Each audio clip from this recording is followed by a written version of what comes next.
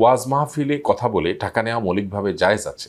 শরীয়তে আপনার মুতাখিরিন উলামা ইকরাম সর্বসম্মতিক্রমে এই ফতোয়া দিয়েছেন যে দিনের কোনো বিষয়ে সাধারণত বিনিময় গ্রহণ করা জায়েজ নয়, কিন্তু যে বিষয়গুলোর উপরে দিনের অস্তিত্ব টিকে থাকাটা নির্ভরশীল এবং সেগুলোতে কেউ লিপ্ত হলে পরিপূর্ণভাবে তাকে ওই কাজেই ব্যস্ত থাকতে হয়, সেটাকে ভালোভাবে আঞ্জাম দেওয়ার প্রয়োজনে এরকম পরিস্থিতিতে সে ধরনের কাজগুলোতে পারিশ্রমিক গ্রহণ করা জায়েজ আছে। তার মধ্যে একটা হলো ইমামত, আরেকটা হলো আজান দেয়া, আরেকটা হলো দ্বীনের শিক্ষা দান করা, এর পাশাপাশি ইসলামী রাষ্ট্র পরিচালনা করা ইত্যাদি। এই ধরনের কাজগুলোর ক্ষেত্রে যেহেতু এগুলোর উপরে দিন এর টিকে থাকাটা অনেকখানি নির্ভরশীল, বিশেষ করে ধরুন নামাজ যদি কায়েম না হয় তাহলে দিন কোথায় টিকবে? দিনের গুরুত্বপূর্ণ একটা বিষয়।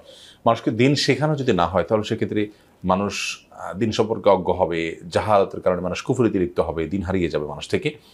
এই জন্য এই বিষয়গুলো ম্যান্ডেটরি বিষয়। আবার এগুলোর জন্য যারা নিজেরা এগুলোর জন্য নিজেকে নিয়োজিত রেখেছেন, তারা অন্যান্য কাজের পাশাপাশি এগুলো করতে গেলে এগুলো সুচারুরূপে যদি করা না যায়, যেমন ইমামতি, যদি ইমাম নিযুক্ত না থাকে সুনির্দিষ্ট করে, তাহলে কি হবে? প্রত্যেকে যার যার মতো আপনার নিজ নিজ কাজে ব্যস্ত থাকবে। মসজিদে টাইম মতো নামাজ এবং আজান দেওয়ার মতো মানুষ সব সময় নাও পাওয়া যেতে পারে, যার ফলশ্রুতিতে নামাজের যে নিয়মতন্ত্র সে বাধাগ্রস্ত হতে পারে। এই কারণে এই সমস্ত বিষয়গুলোতে ওলামা একরাম বা যারাই আপনার কাজ করবেন তাদেরকে পারিশ্রমিক নেওয়াটা দিনের প্রয়োজনে জায়েজ বলেছেন ওলামা একরাম, ফোকাহ একরাম। স্বয়ং আবু বকর সিদ্দিক রাদিয়াল্লাহু তাআলা আনহু ইসলামী রাষ্ট্র পরিচালনা করতে যাচ্ছেন, তখন শুরুর দিকে তিনি পারিশ্রমিক দিতেন না। সাহাবা ইকরাম তার জন্য পারিশ্রমিক নির্ধারণ করলেন, যেহেতু তিনি নিজের কাজ করতে গেলে রাষ্ট্রের কাজ ব্যাহত হবে।